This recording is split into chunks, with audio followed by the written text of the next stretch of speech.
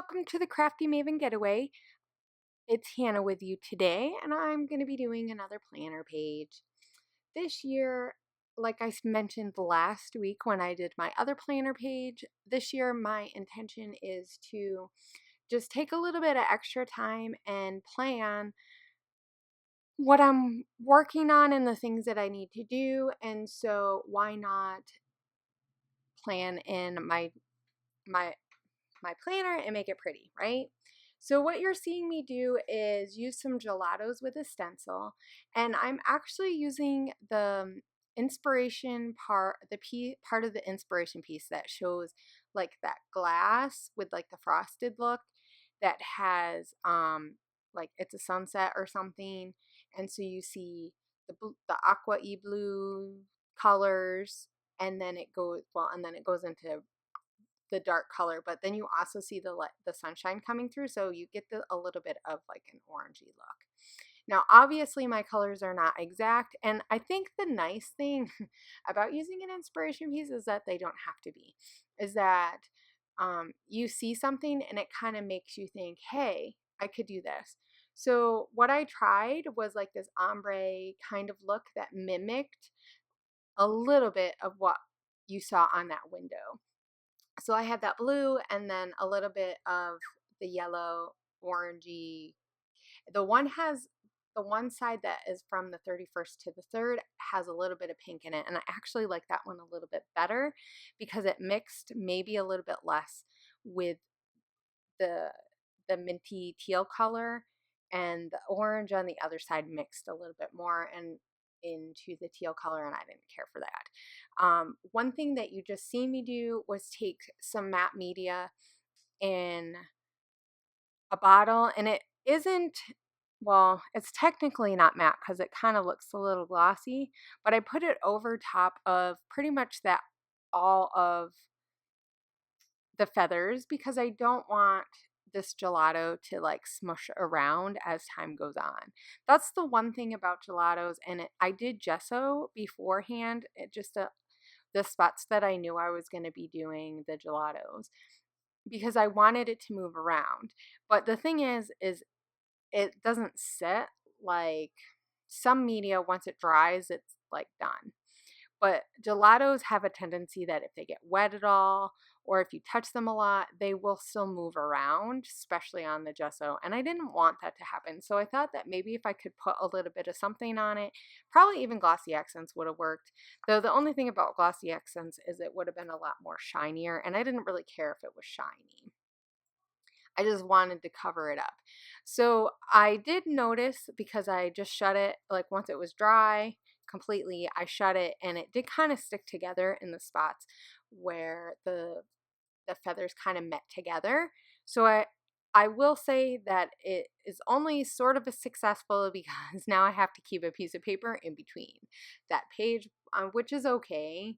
I mean, it's not like a big deal, but it is kind of annoying because I don't really want my pages to stick together. And I will say on the other side of where it is, you can see maybe a little bit of an indentation where it got wet-ish. Like you can't see anything, but it just kind of, you can tell that there's something there. So what you see me doing right now is putting some strips over top of the morning, afternoon, evening sections where I know I have like some lists and stuff, because I don't really, and I found just, but even by doing this more for the past few weeks, that I don't really care that it says morning, afternoon, night. So I might have to go searching in Etsy or something, or come up with something from my stash, which I sure have a lot of just random stuff, to cover that up, because I don't really care that it says that, and I don't really need that. I mean, for the majority of the stuff that I have, I can just use one box for like appointments and stuff, and on days that we have a lot of appointments, I just wouldn't put a lot of lists in. Now, I as you can see, I have a lot of stuff added just from beforehand. I tend to kind of go like write some stuff, and then I go back and look and see like halfway through the week. What else do I need to add for days? What do I have to do? So that's kind of where you're seeing. I'm about halfway through my week. I think I did this like, what was it? It was it was some point partly on the 31st and like on the 1st. So I'm kind of journaling about some stuff that we did. And here you see, I really don't like that red because I added a piece of Chamel paper. And I remembered that I had some washi tape that had different colors of orange. And I was like, oh, that's perfect. So I cut it in half and I just put them over top. And it really does help so that you can't tell that it says morning, afternoon, night. And there's a little bit of breakup so that I actually have boxes for just different things like chores.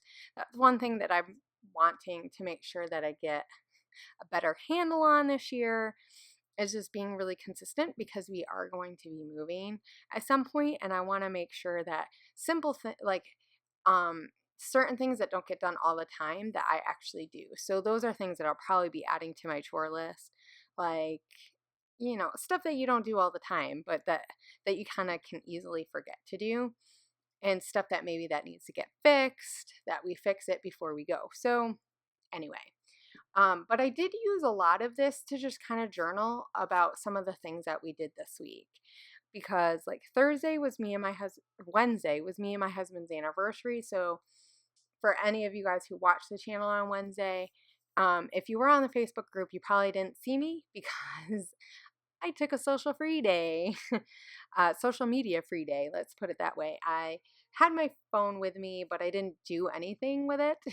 I actually didn't even take any photos because I was afraid that if I tried to take photos that I might get tempted to look on Facebook or something. And so I didn't even take photos, but we just spent the day spending time together, and I made sure that I journaled about it. And I think that it'll be really helpful for when I want to like do project life and stuff, to just have a couple of days where I have some stuff written down of maybe things that we did when we do them. And I'm just kind of picking out some like simple embellishments that I have in my stash that I can use, but that complement the colors that I'm already using. Okay, so one thing that I didn't talk about real quick that I want to mention is that you did see me use some stamps. I was using some Scraptastic stamps. They're old from last year because I don't get Scraptastic anymore. But I really love the quality of their stamps.